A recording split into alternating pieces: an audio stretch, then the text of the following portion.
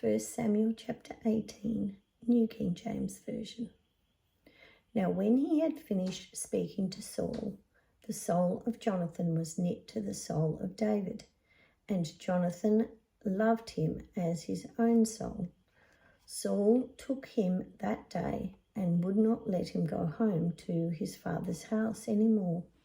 Then Jonathan and David made a covenant, because he loved him as his own soul.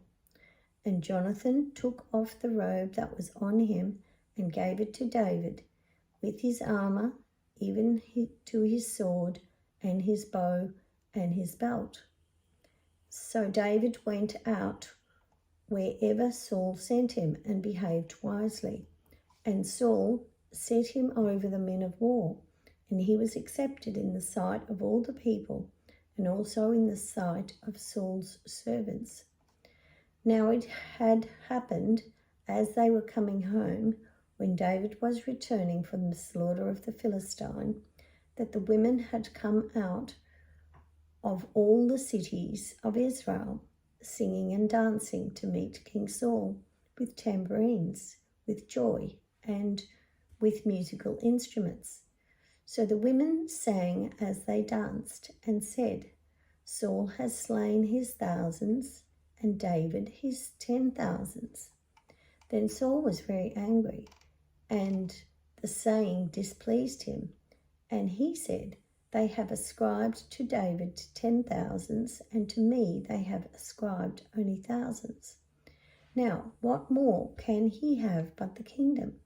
So Saul eyed David from that day forward. And it happened on the next day that the distressing spirit from God came upon Saul, and he prophesied inside the house. So David played music with his hand, and as at other times, but there was a spear in Saul's hand, and Saul cast the spear, for he said, I will pin David to the wall. But David escaped his presence twice. Now Saul was afraid of David, because the Lord was with him, but had departed from Saul. Therefore Saul removed him from his presence and made him his captain over 1,000, and he went out and came in before the people. And David behaved wisely in all his ways, and the Lord was with him. Therefore when Saul saw that he behaved very wisely, he was afraid of him.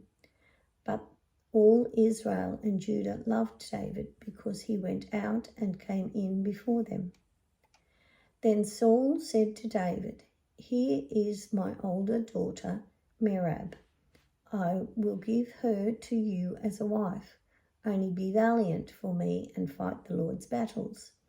For Saul thought, Let my hand not be against him, but let the hand of the Philistines be against him. So David said to Saul, Who am I, and what is my life, or my father's family in Israel, that I should be son-in-law to the king? But it happened at that time, when Merab, Saul's daughter, should have been given to David, that she was given to Adriel the Maholathite as a wife. Now Michal, Saul's daughter, loved David, and they told Saul, and the thing pleased him. So Saul said, I will give her to him, that she may be a snare to him, and that the hand of the Philistines may be against him. Therefore Saul said to David a second time, You shall be my son-in-law today. And Saul commanded his servants, Communicate with David secretly, and say, Look, the king has delight in you, and all his servants love you.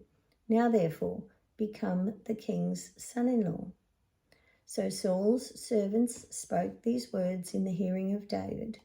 And David said, Does it seem to you a light thing to be the king's son-in-law, seeing I am a poor and lightly esteemed man?